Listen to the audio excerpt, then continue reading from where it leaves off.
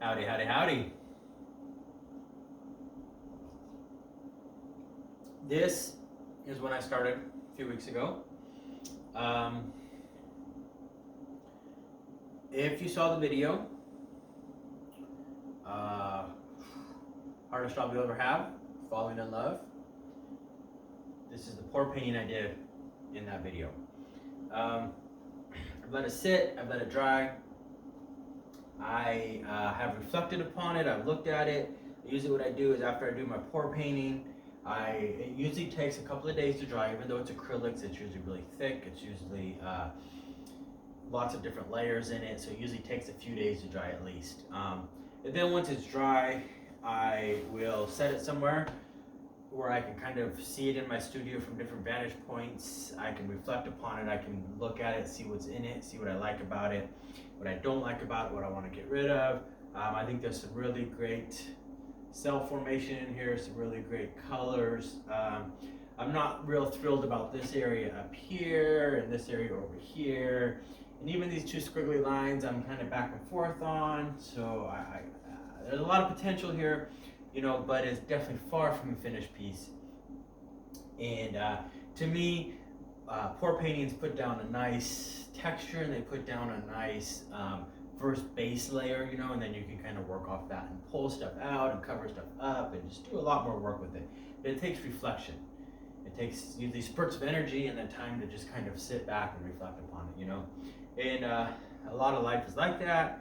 To use my paintings as metaphors, my painting process as metaphorical.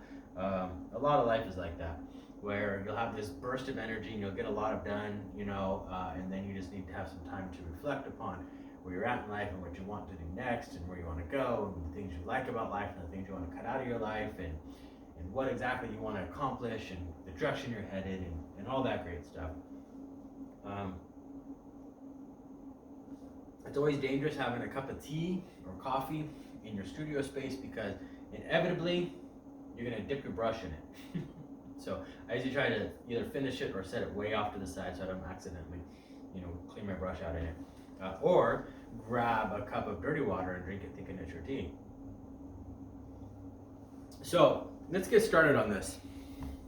What I've been doing in these last few paintings, this one, see, I've been doing this little spray texture here with some stencils. I kind of really like that. I kind of like that look. Here's another one that I've done. You know, and I kind of like that look that it kind of brings to it. It kind of brings some symmetry. It brings in some organization because this all kind of seemed random and chaotic and stuff. I got a couple of spray cans here. I got a silver and I got a yellow. And those have been kind of my go-tos on these. And I think I'm going to continue that trend with this one. And I think I'm going to put some up here. And I might even do a little bit over here. I'm not sure. I'm going to see how it feels. So I'm going to pick these up real good. Good thing is, my son and I, 2 years ago, last year we did nothing because of COVID, but 2 years ago they did this really, really cool in downtown Madison, or just in the whole Madison area. They did this graffiti art showcase. I can't remember what it was called, but they brought in all these graffiti artists from all over, and then they got all these businesses to donate a wall, and then they had maps made up so you could drive around town and see all these places where they're putting up all this really, really beautiful graffiti. And it was really awesome, and really got me and my son inspired to do graffiti art. And so we went home, and we have this fence in our backyard, and I covered over part of it with some boards that we could spray on. And then we went out and we just painted it all white, and then just went to town, got a bunch of different spray cans and rattle cans there, and him and I would just go out there and just have a great time. And then couple days later, a couple weeks later, we roll over it again with the white paint and hit it again. So we just kind of do that. So it's really cool. I think I have some on my Facebook maybe, or I have some videos and some photos of it. So I have to post some more. But really got us inspired, and of course we're down there watching these spray artists, and it doesn't take long until the cops come rolling by and get out, check it out, see what's going on, and the organizer comes running over, and he's like, "Man, you guys have already been out here 3 times. How come you guys can't get your organization straight?" And I went through and I talked to all the districts, and I told them all what was going on and gave them all the information. We got okays from all the cities, and And the cop's like, well, you know, when somebody calls in a dispatch, we have to roll out and check it out. It was just funny, so. Poor cops, you know, it's kind of, I don't know, tough situation there. And damned if you do and damned if you don't. So I think I kind of like putting down this silver first. So I think I'm going to put some down right here. So I'm just going to hold this up. Just hit it. Put some nice little mark on it there, and I think I'm going to do some more down here. This way. And if you want, you know, you can kind of just put it wherever you want. You don't have to do the whole thing. You can just do a couple of cells. You know, just to get a little bit of that texture in there. Get a little bit of difference in there. I think I'm going to kind of fade that one out a little bit. Now they're kind of all slanting this way, so I think I need to do something coming back the other direction. I think I'm going to do it down here. That looks good. Then I'm going to grab my yellow, and I'm going to go back over. And I don't know, I just kind of like this effect that it gives it. Just line it back up here. Interesting. Oh, I see what's going on there. Interesting. Okay. Get it close, you know, it doesn't have to be perfect. Hit it with a little bit of yellow so that silver shines through. There's a little bit brighter yellow there, and, you know, kind of shines through. And I think I want to lighten this up down here some too, so I'll do the same thing. Actually, you know what? No, I think I am.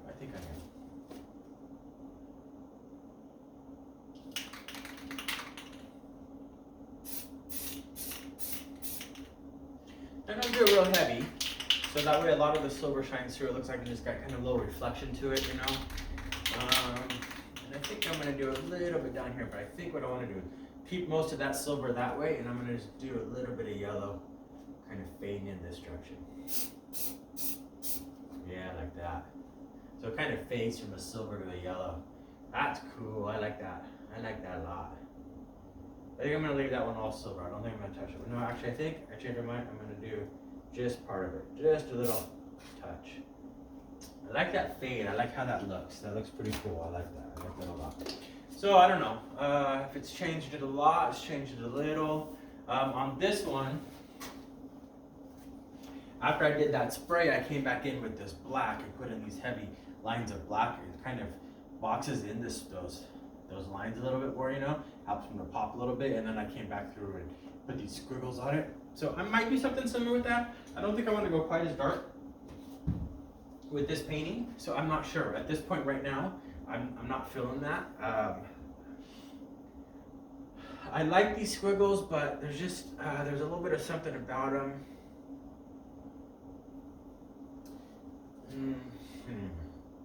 So I gotta think about that a little bit more. So I gotta reflect upon it.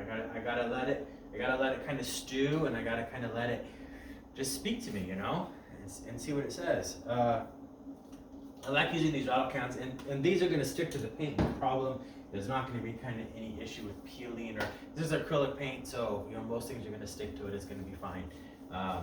Even with it's a pour paint like this, it's still gonna have that adhesive quality. You know, you don't want to do something that compromises your work. I know a lot of times people they'll start incorporating a lot of things into their paintings, you know, and if you don't do it properly, the chances are the painting's gonna fail eventually. You'll either get it to delaminate, it'll peel off, it'll crack. You know, even people who do really thick impasto paintings, you know, if they're not mixing the right things into their paint, it's gonna crack out, and then you're gonna end up with all these big old chunks falling off and flaking off and stuff. So you have to be careful with that, you know. Certainly, I like to incorporate different textures into my paintings when I can, when I feel like the painting needs it. And maybe this painting does. Maybe that's where I'm going with this. I have this collection here of bits and pieces of acrylic paint, and you know, it's like pieces that fall off the ends of the caps and pieces that get pulled out. I use these containers like this all the time, and the good thing about these is a lot of times you can kind of peel the dried painting out of it, like this, kind of just get in there and get a bite of it, and you got this nice big slab of acrylic paint, dried acrylic paint, right? And so you can take this. I probably won't. I don't think this color will really match very well. They're right down here though.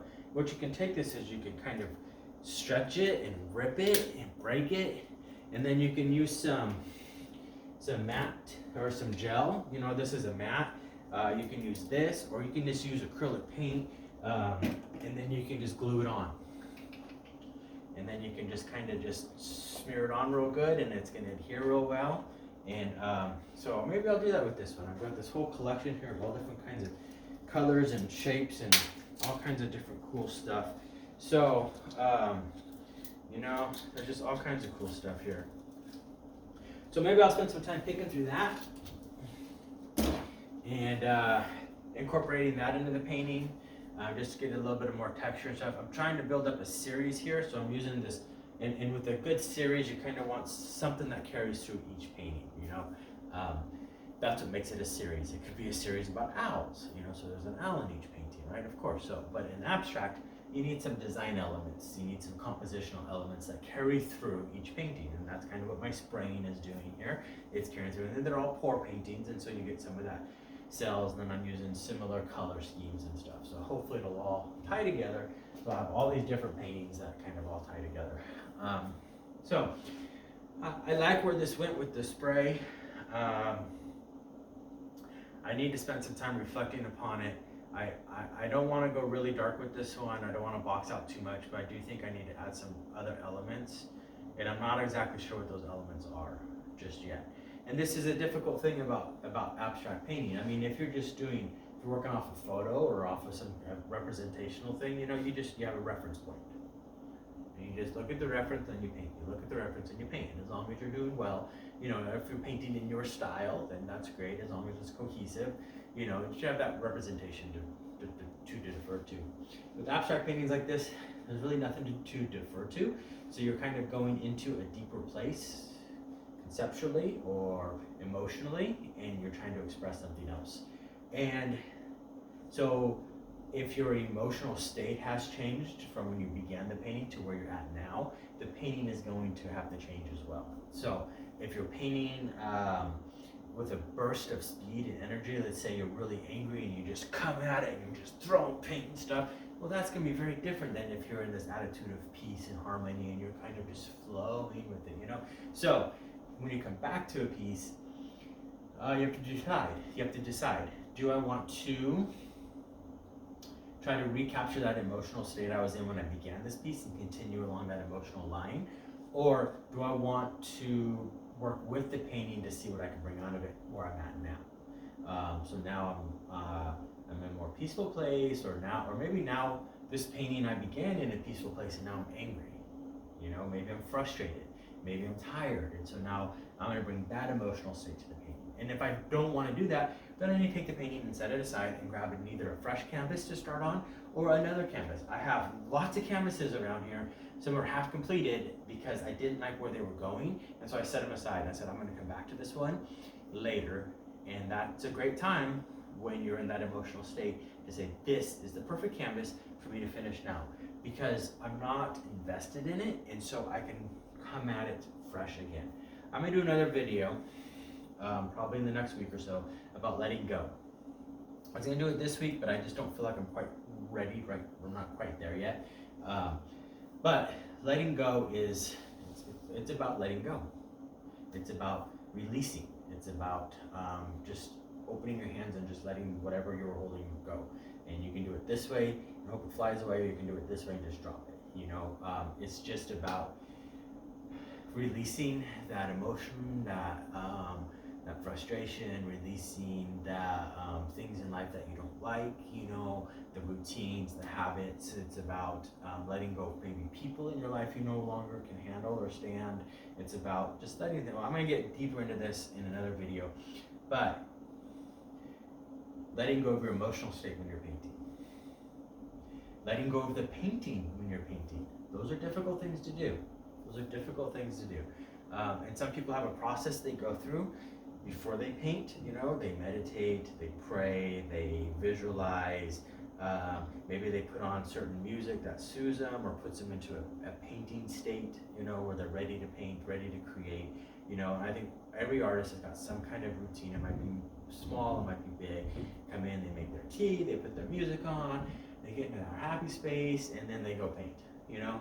And most artists have some kind of routine like that. Or they just come in furious and they grab a canvas and slam it against the wall, and they grab their paints and slam them on the canvas, and that's how they paint. That's still their routine. That's how they do it, you know? But letting go of what's happening here when you're doing an abstract, especially abstract expressionism, or I like to call it spiritual expressionism, because I feel like I'm tapping into something spiritual, something deeper. That is a difficult thing to do. You have to let the painting be the painting. Okay? You have to just let the painting speak to you as you're working on the painting and say, what do you need? What do you want? What's wrong with you? How do we work around that? What's the fix for it? So, okay, I'm gonna reflect upon this painting and I'm gonna listen to it, and I'm gonna not try to have my perceptions into what I want this painting to be. I'm gonna let it go, and when I do that, a couple of things. I'm not gonna worry about ruining the painting.